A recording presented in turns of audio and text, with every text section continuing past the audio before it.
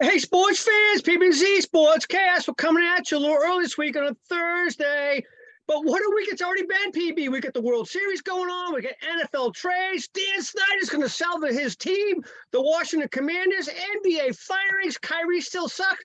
College football rankings came out, the first one of the season. And, oh, by the way, this little shocker. The Bruins are the best team in hockey right now.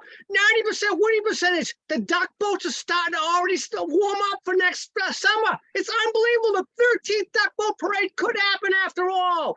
Unbelievable. Hey, I got to mention the World Series real quick. This thing, we said the Stros could blow this thing out, or maybe it could be entertaining and go 7, which I think the Phils could win. It's 2-2. We had 5 home runs on Tuesday night, the first time ever in World Series, and then Houston goes back-to-back nights. They got a combined no-hitter. We have 2 historic events in back-to-back nights. Game 5 is tonight. I see you got it on the background. Crazy, right? Yeah, it's been an interesting series, to say the least. And to just see things go from one end of the spectrum to the other end of the spectrum, anything could happen here down the stretch. Anything. Yeah. Man, I mean, all right, you gotta like the fact that Houston's got the home field. You know, Philly went down and got their home field advantage by splitting in Houston. Now Houston split the first 2 games in Philly, so they got the home field advantage back now. So that makes it even more intriguing and interesting. I think Philly wins tonight. It's still possible as Houston goes back and wins 2 straight at home. If game five when it's tied, that's a swing game, right? I think historically it's like 80% that the game 5 winner in a tied series wins it, right? But I do believe that if Philly wins tonight, Houston can still win the series. Oh, yeah. Agreed. But if Houston wins tonight, I think it's going to be really, really hard for Philly to come back and win 2 straight down in Houston. It's over in 6. Yeah, I agree. Hey, by the way, good news tonight. I just saw it before we logged on, PB. Kyrie the Puke has been suspended for 5 games by the Nets because of his outspoken criticism of the Holocaust not being true, Jews, whatever. Enough of him. I'm sick of Kyrie. I'm so glad. Too bad he got his coach fired. All right. We're going to talk college football. The first college football rankings came out on Tuesday, and oh, my God, what a shocker. I mean, Tennessee's having a great year. Who saw this coming? They're number 1 in the college football rankings, right? Yeah. Georgia's number 1 in the AP poll, which everybody, that's the poll everybody goes to. Tennessee's number 2, so only for the 25th time ever this weekend, we got 1 playing 2. But Georgia's 3 in the rankings. Ohio State slipped into number 2. Clemson, everybody's shocked by that, is 4. It's nuts, but we're going to make some picks. And by the way, 5 teams are involved in this thing right now in the top 6. We're going to pick their games, so it's going to be interesting. But are you okay with Tennessee being number 1? I am, because they beat Alabama, the best win of the year, probably, right? Yeah, I think they deserve it. And obviously, everything's going to come out this weekend. Like that game, that Tennessee-Georgia game is really, it's going to, is Tennessee for real? Because Tennessee could completely fall from the ranks here. If they lose, will they still make the CFP is the question. I think if Georgia loses, I, for some reason, feel like they have a better chance of making the CFP than if Tennessee loses. I'm going to say no. I'm going to say Georgia has to win. You know why? They don't get to play in the SEC championship, so they're out. That means they're 1 loss. I don't know they get voted in. On the other hand, think about this for a minute. Tennessee can lose this game if it's close. Georgia can go and play Alabama in the SEC championship. Alabama wins that. Tennessee beat Alabama. How can you leave Tennessee out? You could have 3 SEC schools in this thing. I've been hearing this all day long, which sucks. I don't want to see 3 SEC schools, but in theory, you could have that if that happens. That's an interesting scenario, and that very well could happen. By the way, the team is getting screwed by this. TCU has beat 4 ranked schools in a row, 4 weeks in a row, and they're behind Alabama with 1 loss. TCU is undefeated. That one blows my mind right there, right? You beat 4 ranked schools. By the way, none of the other schools have beaten more than 1 ranked school. So it's nuts. Yeah. Right. That'd be interesting. If Alabama runs the table and TCU runs the table, who gets the bid? We'll see. All right, we're going to pick 3 games that involve those teams, and then we're going to pick one for the nostalgia of it all. FSU Miami, we'll pick that one last. I know it has no meaning, but that was once one of the greatest rivalries in college football in the 80s and 90s, right, PB? Yeah, for sure.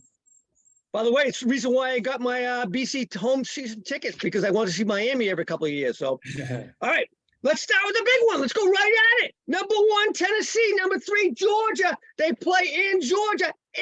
8-point favorite is Georgia. Gee, money likes Georgia. He always picks Georgia. What do you think?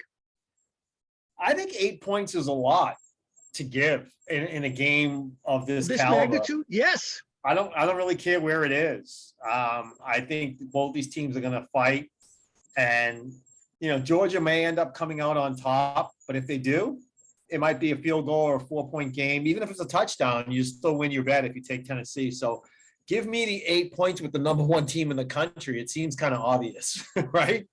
I'm with you as well. I know it looks like it's a trap, but I think Tennessee's for real. And by the way, if Hendon Hooker balls out in this game, he wins the Heisman tomorrow. That's another good point. Yeah. So, G-Money, I said it takes Georgia. All right.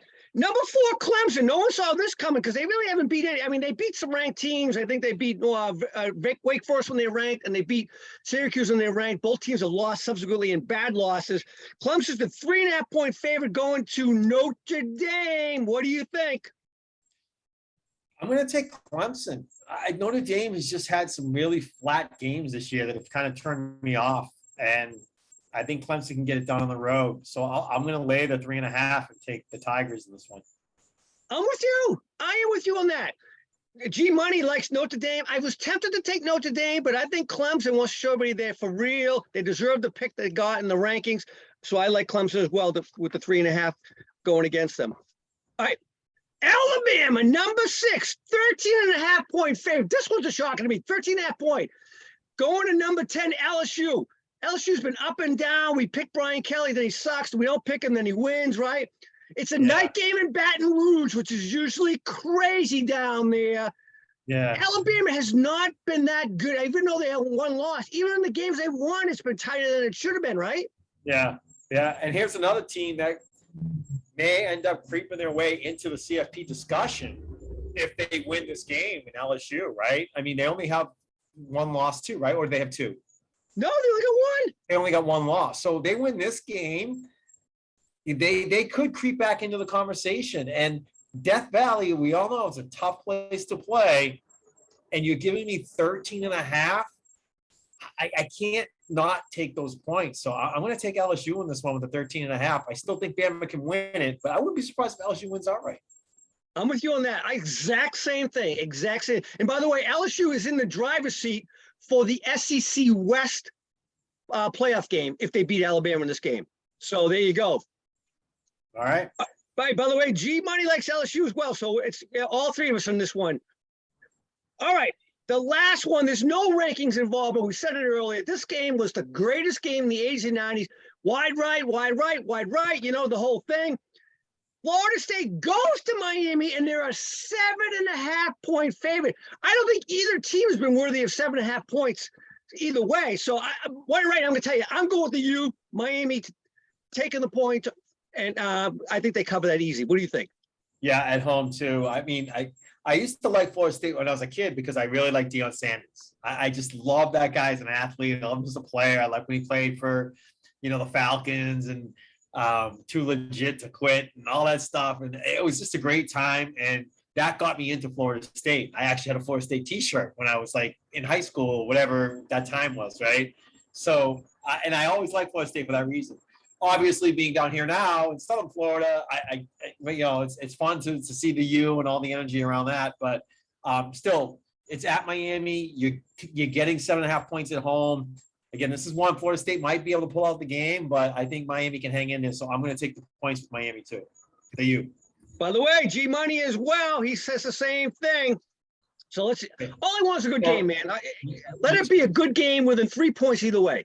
Right. So you and I have the same across the board on college. Across the board. And we got this split with G-Money. We got 2 the same. Yeah. All right, let's talk a little NFL. Tonight we got, believe it or not, we got Philly and Houston playing in the NFL tonight, right? Yeah. Philly should win that game pretty easily, I think. But let's talk about what happened over the last 2 weeks. And Tuesday was the deadline, but we had some trades leading into that we'll talk about. What do you think right now? We're going to talk the best trades. Who's the power teams from each conference going forward? And then who are the 3 biggest failures in your mind for the rest of this year going forward? So let's talk trades. What do you think? What were the four best trades in your mind? I really like Miami getting Chubb. I think that really, I mean, Miami's just almost that player away on defense, and he's the player. I mean, now you put Jalen Phillips on one side, you got Bradley Chubb on the other. That's a pretty mean edge rushing team right there to me. So I love that. They also acquired Jeff Wilson. And they lost Chase Edmonds. So maybe a wash. I don't know. I mean, Edmonds wasn't really fitting into the offense the way people expected to. I think Mostert's the number one back there. Well, don't forget, Wilson and Mostert were the co-backs when San Francisco went to the Super Bowl a few years ago. So that's another good point. Yeah. So I like that. So I think Miami probably made out the best in that trade. And with the way their offense is playing, and then you add to the defense with Chubb, I think that they become a legit contender to get into the playoffs for sure, and maybe even win a game or two. All right, who do you guess the second best trade? Man, I don't like a lot of the trades. I mean, I think Buffalo getting Nyheim Hines is probably a good complement to their backfield and what they need to put with Devin Singletary. I think Zach Moss wasn't getting it done this year. He's fumbling the ball a lot. They shipped him off, obviously. So I haven't seen enough out of James Cook, the rookie, to really. So I think Hines really fits into that model, and they have so many offensive weapons now. It's crazy, right? So Buffalo, I think, made out pretty well too. After that, I don't really have anybody doing good. I don't like the Kansas City Tony deal. I mean, Kadarius Toney hasn't really shown me much. He's kind of seems injury prone. Edmonds going down to Denver. How will he fit in there? Chase Claypool going to Chicago. I mean, there's some other big names that moved around, but I don't see how they're going to go in and impact the team much beyond what they're already doing now. All right, I got some ones to think about. You forgot about what happened the week before as well. You got to consider that. Well, to me, number one is CMC going to the Vikings. That's the number one transaction. I was thinking the deadline. I was thinking of everything that happened this week at the deadline, but yes, okay. I factored that in. Number two, Roquan Smith going to the Ravens. Huge move. They were struggling and stopping the pass. They was having to blitz too much, right, to stop the pass. Roquan's going to fit in well, and he's a good run stopper. He's been leading the league in tackles for like the last 3 seasons. Huge move. I got Bradley Chubb as third in that Baltimore move. I mean, in that Miami move, along with Jeff Wilson, which I think is the best part of that. Because Chubb has not played well the last 2 years. He's had 0 sacks, I believe, last year, and only 2.5 the year before. His year before that, third year ago, was his best season. He hasn't been as good since then. And number 4, my surprise one, TJ Hawkinson going to the Vikings. The Vikings now have every single tier lined up. They have one of the best wide receivers, Justin Jefferson. They got a good flex or slot guy in Adam Thielen. They got a great running back in Dalvin Cook, who I know you love. Kirk Cousins, so-so. As long as he hasn't played at night, he's great. And now you got a great tight end. That is a tough offense. Don't you agree? Yeah, I mean, I've liked them all along since the beginning, and we're talking about a team now that could very well contend for that Super Bowl, I think, in the NFC. And by the way, I think the Hines trade, if I had to say 5, Hines tie with Robert Quinn going to Philadelphia at defensive end, which will give them a little spark for pass rush. So there you go. I will say the things I was surprised about, PB, Kareem Hunt and Brandon Cooks didn't change teams. I was surprised by that. Were you? Yeah, a little bit. Thought it was time to move him. Yeah. I mean, Brandon Cooks could have helped a couple teams like the Packers. We'll talk about that momentarily. But now that we said our thoughts on the trades and who was helped the most, give me your mid-season rankings. Your 4 best in the AFC, your 4 best in the NFC for the rest of the year. Yeah, I'm going my top 4 in the AFC: Buffalo, Kansas City, Cincinnati, and Miami. Those are my top 4. Cincinnati, after that loss against Cleveland, they got exposed once again. I'm going Bills, Chiefs, Ravens, and Miami in the 4 teams in the AFC. Okay, so we just swapped out Baltimore and Cincinnati. Okay. Yep. Give me your NFC teams. Who do you like? NFC, I got Minnesota, Dallas, San Francisco, and Philly. You got Philly 4. Yeah, I think team that's undefeated, by the way, favorite in every game but the Dallas game for the rest of the year right now, according to Vegas, and you got them 4. Here's why. I think they're going to pull a Pittsburgh Steelers of last year or 2 year, whatever it was. They're going to start 10-0, and they're going to finish 11-6. Like, I just think this team is it's gonna catch up to them after a while. And this is a one and done team to me. If they even get the 1 seed, I don't think they get the 1 seed. I think they fall to 2 or 3. They're gonna catch a team like Tampa Bay, and Brady's gonna come in with his playoff mindset and beat the Eagles. And I just think I think Philadelphia is a one and done team this year in the playoffs. Well, Tampa Bay definitely won't be a number 1 seed with 5 losses. They can't make up that gap. I mean, so here's what I say. I got to give the Phillies 7-0. I don't know how they not finish in the top 2. Dallas, by the way, that means both of us had both 2 AFC East teams and 2 NFC East teams in our top 4. Who would have said that at the beginning of the season, right? Right. San Fran with CMC now, that trade bolsters them. They win the West. And then I got Minnesota. I'm with you. I think Minnesota, with their offense now, looking very explosive as the 4th team. All right. So we got the same 4. Yeah. Give it away. All right. Okay. So, hey, who's your 3 most disappointing teams right now after the beginning of the season when we thought very highly of them? I know who I get without no doubts. What do you got? Yeah, I think it's easy to lean towards teams like the Raiders as an example. I'm not putting them in there, but it's easy to think about that team because I know you and G Money both, I think, had them higher, had them making the playoffs. I told you that team was going to suck at the beginning of the year. I had them at like 6-11 or 7-10 at best. So that's not a surprise to me that they're 2-6. Like By the way, I swapped them out. I liked them in our divisional previews, but when we did our playoff predictions, okay. I had Denver. Yeah. But that's number 7. So the Raiders would have been an easy one to lean on. So I'm going to go Denver because I think Denver legitimately, I think all 3 of us had making the playoffs. So they're a disappointment for sure. So they're up there. I'm going to have to put the Chargers in that category again. I mean, the Chargers are like the Red Sox. Like they just, not today, but when we were growing up and the Red Sox, every year you thought they were going to be good and they could get 10 and then they never made it down the stretch. Like that team just disappoints year after year after year. And now they're barely over 500. So I think that's a disappointment with the talent they have on that team where they are. 2 out of the same division there, right? And then, I mean, Indy comes to mind as someone that should be better where they are. They already got rid of Matt Ryan and they're playing Allinger, so they could be up there. Who else would even be considered? I'll tell you right now, here it is. Here's my teams.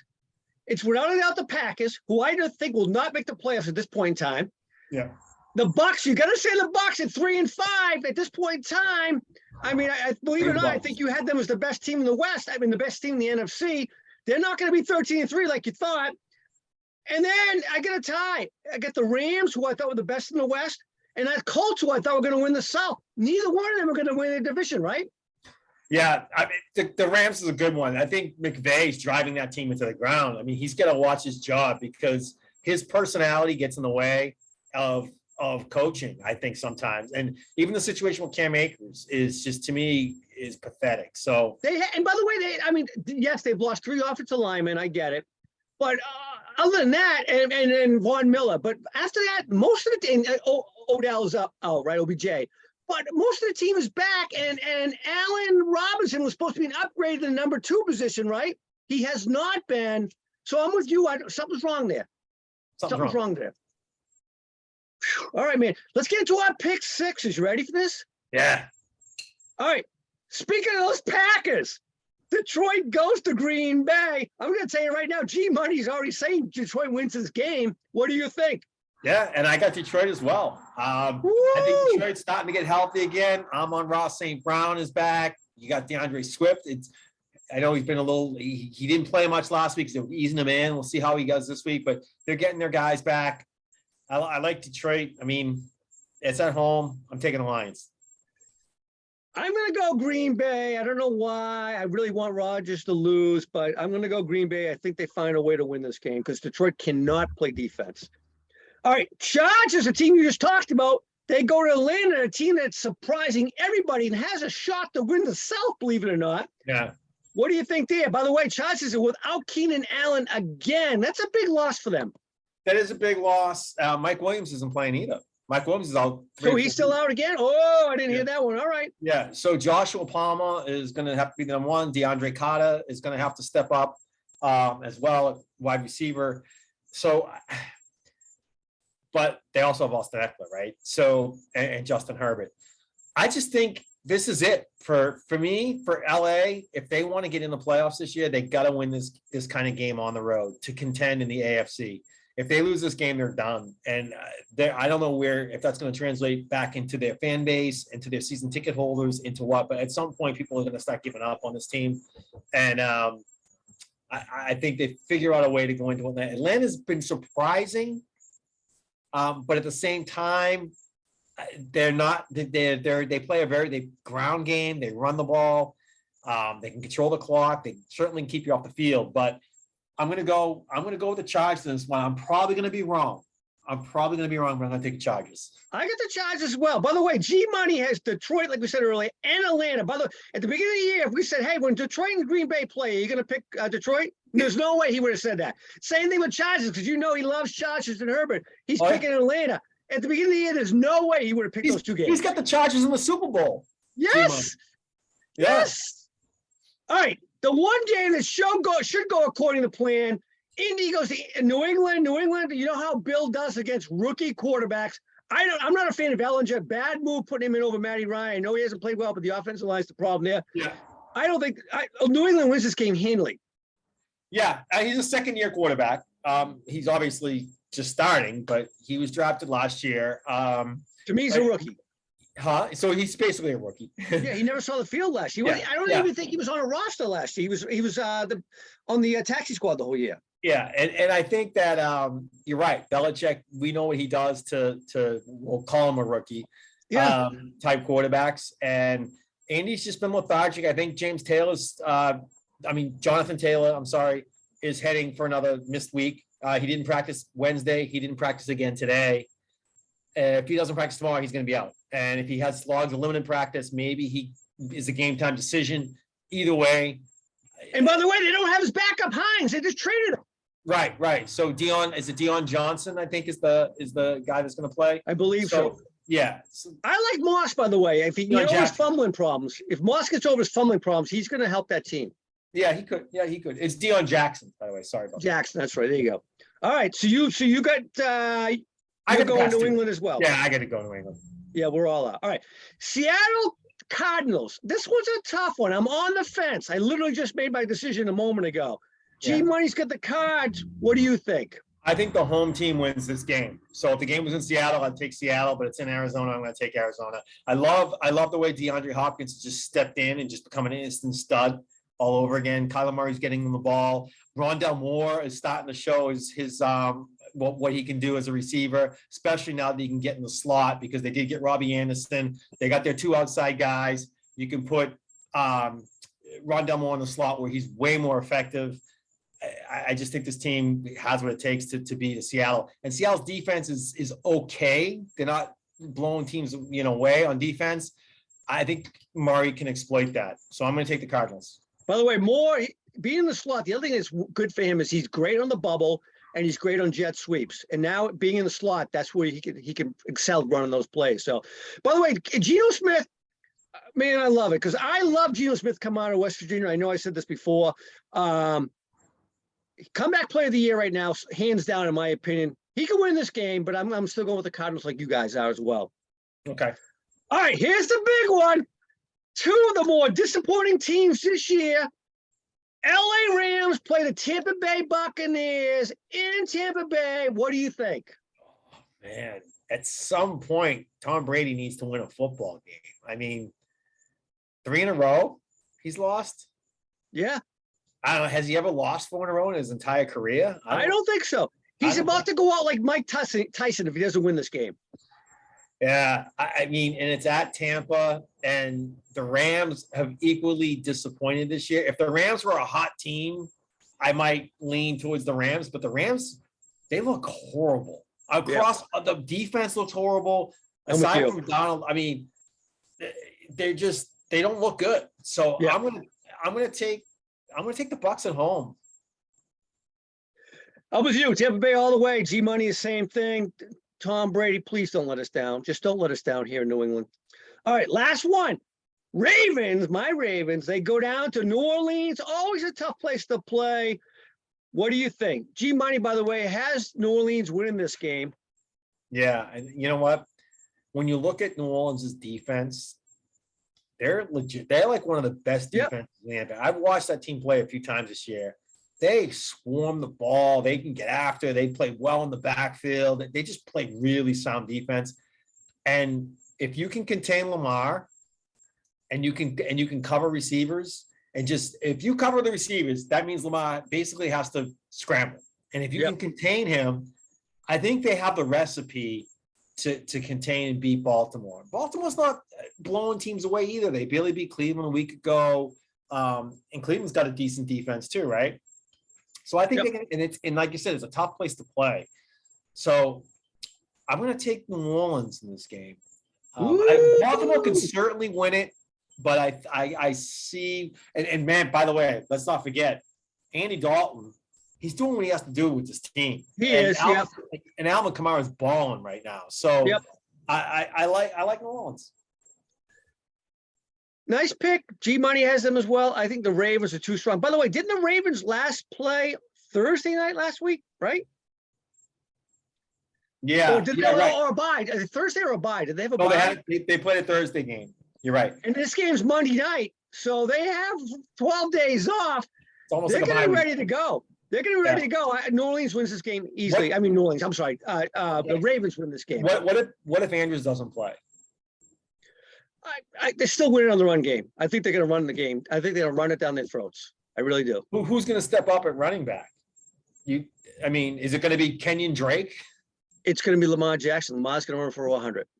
Okay. I see. That's where I think New Orleans won't let that happen. But you know why it's going to happen? Because New Orleans has that. They practice against that with Taysom Hill all week long, and everybody's going to say, "Oh, well, they're used to it. They get Taysom Hill in practice." And guess what? Lamar's going to say, "Well, he's not me." And you know what? Lamar is right. Taysom Hill is not Lamar Jackson. Come on, Ravens. Make me smart. All right, PB. Anything else before we sign off? No, good show, my man. Yeah. All right. Have a good one. I'll talk to you soon. All right.